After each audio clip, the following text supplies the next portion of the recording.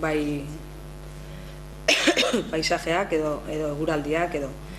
Eta gero paisaje hortan egunaren edo denboraren paisaje bat baldin bado, paisai bat baldin bado, bat da arratsa. Ia ipuin denetan azaltzen da arratsari buruzko zerbait, ez. Eta esaten du adibidez Villa Medianan, iluna barra, lurreko animalia guztiak isiltzen diren ordua. Ordu honen geldotasuna aipatzen du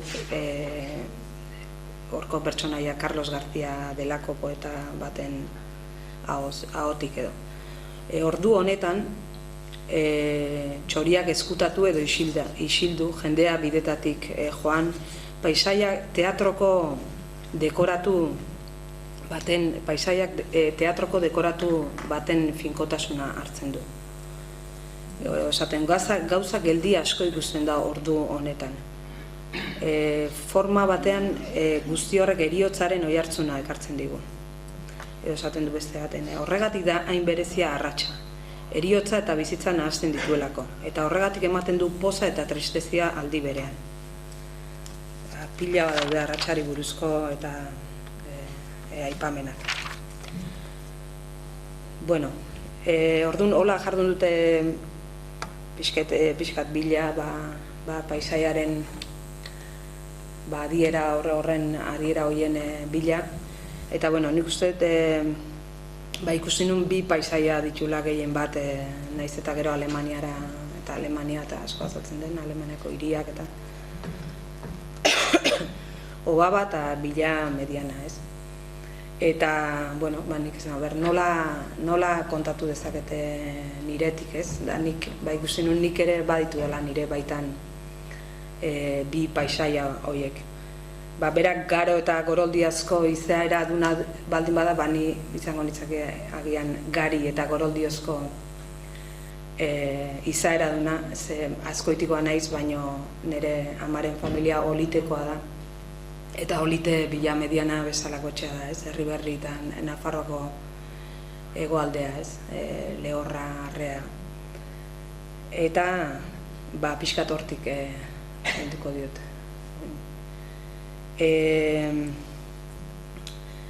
Badago, adieratako bat Susan Sontagek zaten du, paisaia dela kotxeko lehiotik ikusten dena.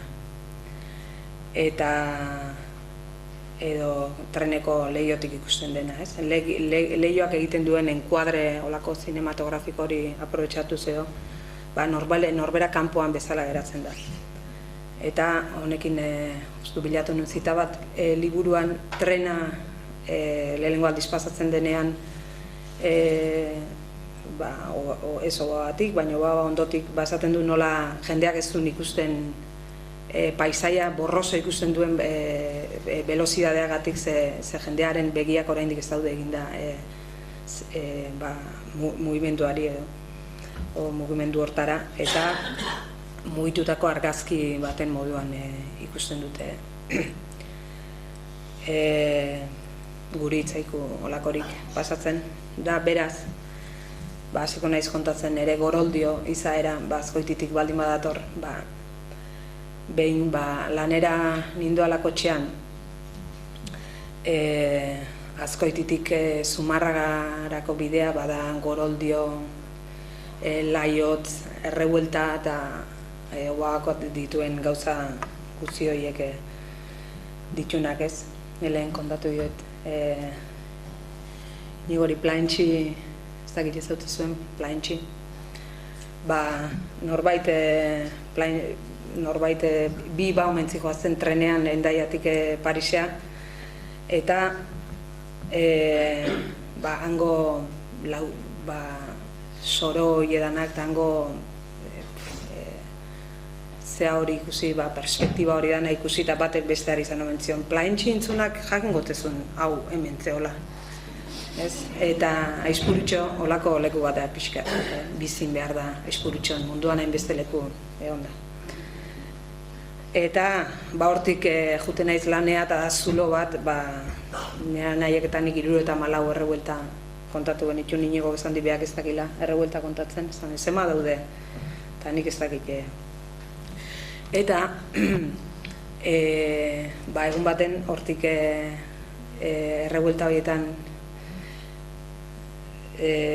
jundakeo azaltzezea Zumarra gara eta Zumarragatik ikusten duzu Goierri, ez? Bajatzezea Goierrira eta juntatzezea Etxegaratetik datozen kamioiekin. Eta, justu, atera nintzen kursean eta jarri nintzen justu kamioilari portugues baten atzean. Eta egun hortan lainoa zegoen. Eta hor badago leku bat, V bat egiten duen leku bat, Zaldibirako kruze hartzen den lekuan nun txindokia saltzen da, olako presentzia izugarri batekin, eta egun hortan etzeon txindoki, hor. Ze lainoa zeon eta etzeon txindoki. Eta orduan pentsatu nuen, kamiolairi portugues hau pasatu da behin hemendik, eta bea pasatu da eta etzeon txindoki horrez. Eta horrek, ez horretzeon, horri galdetu ezkio zen, horretzeon inungo mendirik horzen, bestean ikusten zen, baina txindoki etzen ikusten, ez. Eta norbeak bai ikusten du, ez, horre bila medianan esaten dio gizon batek pertsonaia nagusiari. Nik ikusten dut hor dagoena eta hor ez dagoenare ikusten dut, ez. Orduan zuk ikusten duzu badakizulako hor dagoela, ez. Eta baino, ez naiz fijatzen nire aurretik dijoa zen kamioi denetan, zeatik fijatu nintzen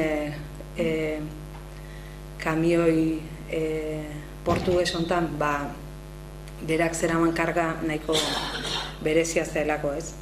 6 edo 7 olibondo zeramatzen karga bezala, ez. Olibondoak rafiazko poltsatan sartuta, bere Portugaleko suster da, bere Portugaleko lur da guzti, ez. Barkatu pixat. Bai. Marmar bat entzuten da, oso, ez? Marmar. Nik uste dala hemengo kablia atzatu pixat.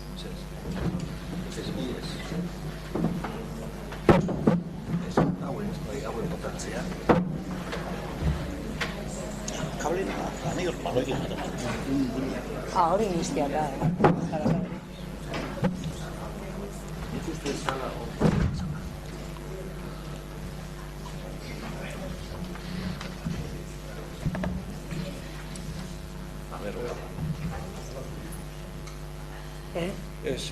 a ver, hola. A ver, hau dan, gauzia. Olibondoak. Olibondoak. Bere azeituna eta guzti. Hori, 5-6 olibondo daramantza, ez, kamioi honek. Eta era batea esatezu, paisajea transportatu laike orduan, ez? Hau paisajea transportatzen nahi da nunbaitea, ez? Eta horrek hemen badau konbertsazio bat oakoaken bukaeran galdetzen dio protagonistak bere osabari etxe aurrean daun palmondoari buruz, ez? Beste indianoek beren etxe aurretan jartzen duten palmondo horri buruz, ez? Eta zeatik ekartzezan palmondo hori, eta azkenean onartzen du pixka kulpa apur batez alderantzizko herrimina dela, ez? Azkenean arakuten diaten basuan hau botatzen dute falta, baina gero behar dute ekarri handik ere. Eta hori, baina bueno, nire kamioi horrek ni transportatzen hau beste leku batea zen nire etxean, eta nire etxeko parte izan dira bai olibondoak eta bai mahatsa eta orduan kamioi horrek olitera edo herri berri, guretzat olitera, ez? Nire etxean olitera. Eta nire hango familiak ez daki euskera.